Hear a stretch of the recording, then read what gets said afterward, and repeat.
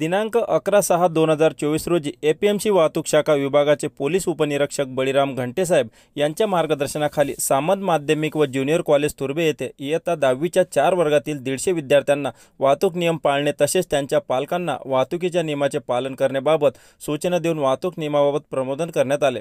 अल्पवयीन मुलांना वाहन चालवण्यास देऊ नका असेही त्यांनी नागरिकांना आवाहन केले।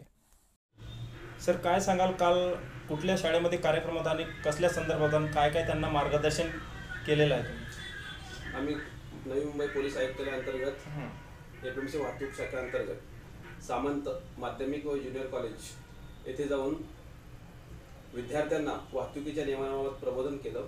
आम्ही वाहतुकीच्या नियमाच्या अनुषंगाने की लहान मुलांमध्ये अल्पवयीन मुलांमध्ये शालेय विद्यार्थ्यांमध्ये गाडी चालवण्याचं प्रमाण जास्त असतं, त्यामुळे आम्ही प्रत्येक शाळेमध्ये जाऊन असे उपक्रम राबवत असतो। शाळेमध्ये जाऊन आम्ही विद्यार्थ्यांना विना लायसन गाडी चालवणे, विना हेल्मेट किंवा वाहतुकीच्या सर्व नियमांचे पालन करण्यासंदर्भात मार्गदर्शन करतो। तसेच त्यांना त्यांच्या कुटुंबियांना सांगण्यासंदर्भात मार्गदर्शन करतो।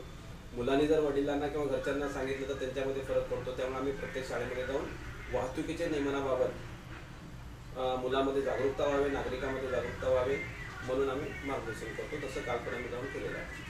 आता नवी मुंबईमध्ये पण खूप ठिकाणी आता कॅमेरे लावलेले आहेत। काही नागरिकांचा गैरसमज होतो, गाडी चालक असतात की इथं ट्रॅफिकवाले नाहीत, आपण सिग्नल तोडून जाऊया, त्यामुळे ॲक्शन होऊ शकतो। कारण जो दुसरा सिग्नल आहे तो सुटतो आणि हा मध्येच जातो, त्यामुळं कुठेतरी ॲक्शन होण्याची शक्यता। तर काय सांगाल, ते कॅमेऱ्यापासून सुटका आहे का त्या लोकांची? असं लोकांचा गैरसमज आहे। आता प्रत्येक ठिकाणी कॅमेरे CCTV कॅमेरे बसवलेले आहेत आणि ते ऑटोमॅटिक CCTV कॅमेरे आहेत। जर कोणी नियमाचं उल्लंघन करत असेल, तिथं ट्रॅफिक पोलीस नसेल तरी सुद्धा, परंतु त्यांना फाईन हा आकारला जातो, CCTV मार्फत त्यांना दंड आकारला जातो। त्यामुळे कोणीही अशा गैरसमजमध्ये राहू नये। सिग्नल यंत्रणा पूर्ण कार्यान्वित आहे आणि CCTV प्रत्येकावरती असल्याने CCTV असल्यामुळे सर्वांना फाईन हा आकारला जातो। सर, आता पावसाळ्याचं सीझन चालू झालं आहे, तर सर्व गाडी चालकांना काय सांगाल, कशा प्रकारची चालकांनी काळजी घेतली पाहिजे?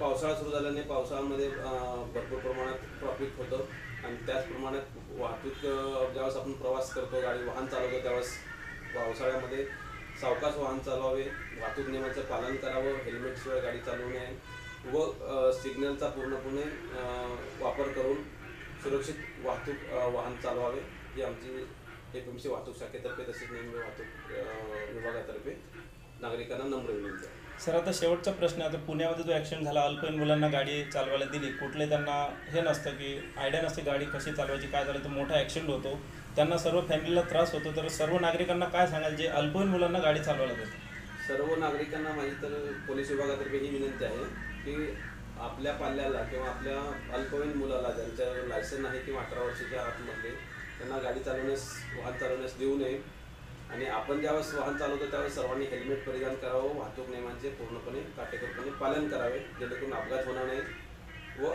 कोणतेही कुटुंब उघड्यावर पडणार नाही। धन्यवाद।